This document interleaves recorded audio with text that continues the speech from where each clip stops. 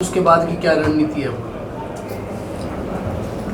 Haryana Lokhit party NDA का part है। हरियाणा के अंदर दो पार्टियां थी एनडीए में हरियाणा की, उनके अलग होने के बाद जेजेपी के हरियाणा लोकहित पार्टी एनडीए का पार्ट है। उस नाते हमने जब किसी के साथ हमने उसका साथ देने का वायदा किया है तो कोई भी काम मेरा कंडीशनली नहीं होता। कंडीशन से हमने दिल से साथ हैं और वो रोल हमने अपना अदा किया। और नामांकन के दौरान पूरे शहर ने और आप सब भाइयों ने देखा कि कैसे एचएलपी के सभी साथी, सभी वर्कर, जितने भी हमने गांव से सभी जिन लोगों को इनवाइट किया, बुलाया, वो सभी लोग आए। आगे का जो प्लान है, जब भी गांव में मेरे प्रोग्राम होंगे या जो भी रैली का प्रोग्राम होगा, जब भी जो मौका होगा उसके अनुरूप तय करेंगे।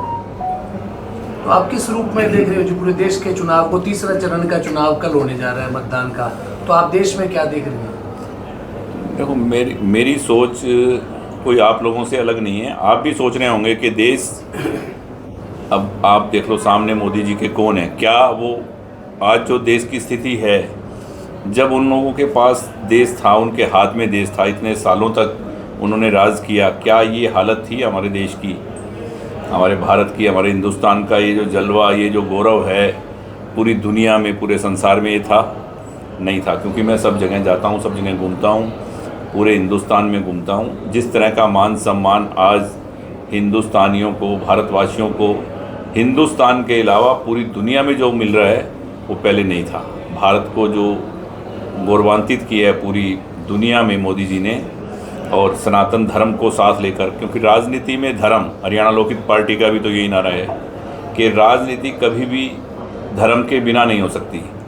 भगवान राम की बात करें या किसी की बात करें, सनातन धर्म को मानने वाले लोग हैं। और मोदी जी तो वैसे ही, ये कुछ लोग हैं जो मोदी जी, योगी जी, मनोहर लाल जी, जो देश को, राष्ट्र को समर्पित हैं, ऐसे लोगों से ये देश चल रहा है। तो हम एनडीए का जो हिस्सा होने के नाते हरियाणा लोकहित पार्टी की सोच भी यही है कि राजनीति में धर्म के साथ जो राजनीति करेगा वो कभी भी गलत काम नहीं करेगा और वो कभी भी अन्याय नहीं करेगा। और ये तो सिर्फ अपने देश के लिए और बच्चों के भविष्य के लिए और देश सुरक्षित रहे इसलिए काम कर रहे हैं, और हम इनका पार्ट होने के नाते इनके साथ हैं। जब से कांडा ब्रदर की एंट्री हुई है बीजेपी के प्रचार में, तंवर साहब के, जब से बड़ा नैरेटिव प्रचार जो है लगातार काफ़ी लोग कर रहे हैं, क्या संदेश है? क्या प्रचार कर रहे हैं?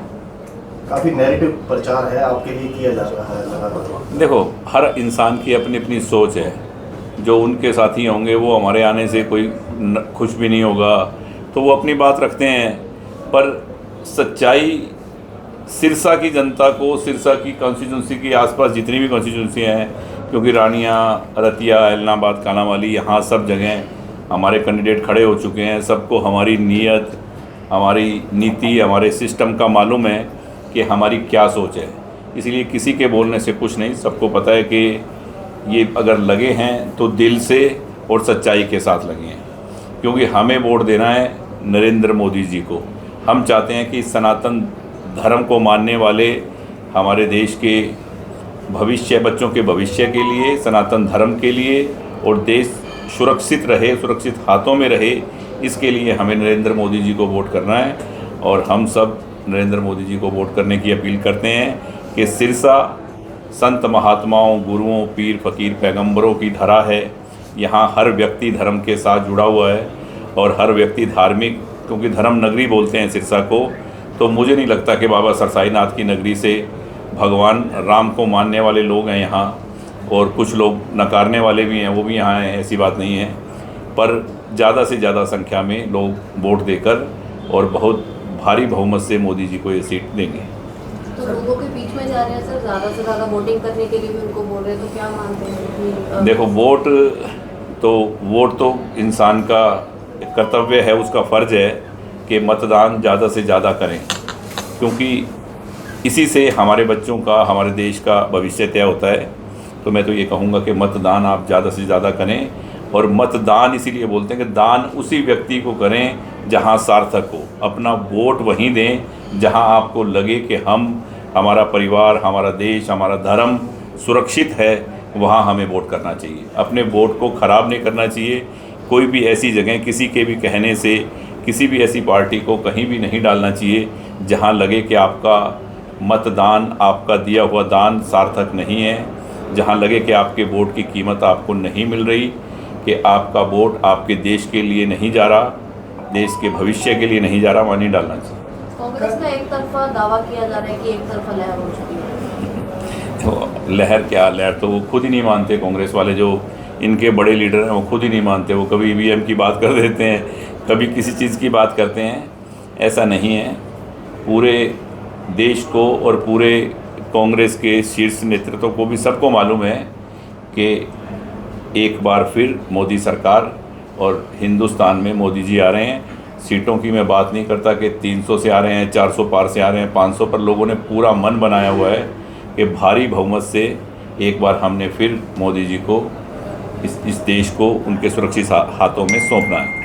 वीरेंद्र सिंह अपनी अलग डुगडुगी बजाते हैं, किरण चौधरी अपनी डुगडुगी बजाते हैं। इस सब के बीच में आप कांग्रेस का भविष्य कैसे देखते हैं? देखो, कल ही जो समैन गांव में हुआ है वो भी आप सबको मालूम होगा। तो यहाँ क्या है कि हमेशा ही इनकी आपसी लड़ाई जो है कांग्रेस की, वो बहुत बड़ी बात है। आपस में ही लड़के आपसी फूट के कारण, और वही अब है। अब ये ना बोलने चाहें, पर अंदरूनी क्या है आपको ही मालूम है कि क्या हालत है इनके, क्या है।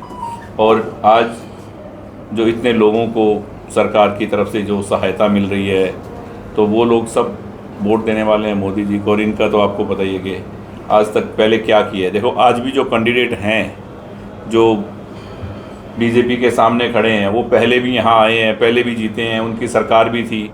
आप इतने साथी खड़े हैं, उनका किया हुआ एक काम मुझे बता दें जो मेरे शहर सिरसा के लिए, आपके शहर सिरसा के लिए उन्होंने किया हो, तो वोट क्यों?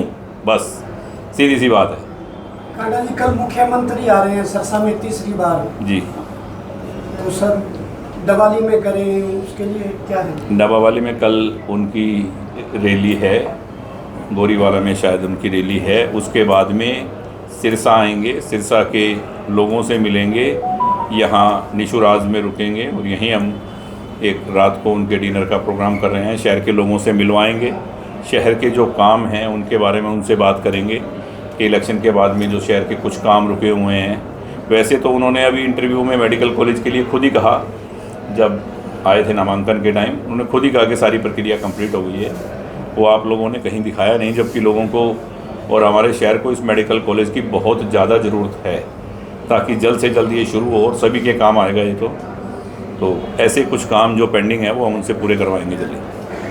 कई जगह पे किसानों का विरोध लगातार देखने को मिल रहा है, जहाँ जहाँ बीजेपी कैंडिडेट चला। मेरे को नहीं लगता भाई साहब कि कहीं भी किसानों का विरोध है, क्योंकि पिछले दिनों जब पंजाब में किसान बॉर्डर पे बैठे थे, जब कुछ लोगों से मेरी बात हुई थी, तो उन्होंने कहा कि हरियाणा के कुछ एमएसपी के रेट से भी ज़्यादा भाव हैं और सरकार ने हमेशा मुआवजा केंद्र की तरफ से किसानों को, अगर पिछली सरकारों के हिसाब से देखें तो बहुत कुछ मान सम्मान और ये सब चीज़ें इस सरकार ने ज़्यादा दी है। तो ये कुछ पार्टी के भी लोग हो सकते हैं, कुछ पार्टी के भी लोग हैं जो किसानों के भेष में किसानों को बदनाम करने के लिए, किसानों की आड़ में अपना उल्लू सीधा करते हैं। किसान कभी भी, किसान को फुर्सत ही नहीं है इन कामों के लिए। उसको अगर सरकार का अगर उसको विरोध करना है तो वो वोट नहीं देगा सरकार को, पर वो ऐसी कोई हरकत नहीं करेगा कि जिससे किसान का नाम बदनाम हो। लगता है कि 400 पार होगा? लगता नहीं, मुझे तो पहले दिन से ही लगता है कि लोगों ने मन बनाया हुआ है कि हमने एक बार फिर मोदी जी को बहुत ज़्यादा भारी बहुमत से जिताना है। और ये सब वोट हमें भी यहाँ कमल के निशान का बटन दबेगा और फूल जाके सीधा मोदी जी की झोली में गिरेगा और बहुत भारी बहुमत से सिरसा की भी जीत होगी। कुछ लोग मुझे कहते हैं यार तंवर साहब से लोग नाराज़ हैं, खुश नहीं हैं। मैंने कहा ये बात पिछले इलेक्शन में भी सुनने को मिलती थी। सुनीता दुग्गल जी खुद रतिया से हार गई थी, तो लोग उनको कहते थे आप तो रतिया भी नहीं जीते, पर वो 3,10,000 3,09,000 कुछ वोटों से जीते थे, 3,10,000 से। ऐसे ही इतनी बड़ी जीत अब भी होएगी, इतनी बड़ी, इससे जीत कम नहीं होगी, क्योंकि लोगों ने मोदी जी को वोट देना है, कमल के फूल को वोट देना है, नरेंद्र मोदी जी को वोट देना है, इस देश का भविष्य तय करना है। तो लोग बहुत समझदार हैं, सोच समझ कर वोट देंगे और देश के भविष्य के लिए वोट करेंगे। चुनाव का परिणाम आते ही ईवीएम को कोसना शुरू कर दिया जाता है। वो तो हमेशा ही है, जब आदमी का जोर नहीं चलता तो फिर वैसे ही करता है। आपको बताइए, अब मैं क्या इसमें कुछ बातें कहूँगा तो फिर आप कहोगे। तो सर, कांग्रेस की तरफ से एक आरोप लगाया जा रहा है कि डॉक्टर अशोक तंवर के रोड शो के अंदर किराए के समर्थक लाए गए थे, उनके पास फोटोज वीडियोस भी हैं। मेरे को तो किसी ने पैसे दिए नहीं, मैं भी साथ समर्थक के नाते तो आरोप प्रत्यारोप तो चलते ही रहते हैं और ये चलने ही चाहिए और चलेंगे भी, पर ऐसे नहीं होता कभी भी। आप सिरसा के लोग, आपको पता है कौन किसके साथ आया हुआ था। ठीक है, अलग अलग लोग सब अपने अपने जो भी साथी हैं भारतीय जनता पार्टी के जो भी हैं वो अपने अपने लेके आए थे लोग, सब अपने अपने समर्थकों को। पर मेरी निगाह में ऐसी बात नहीं है कि कोई किसी के साथ आए तो उसके ऊपर आप ऐसी बात करो।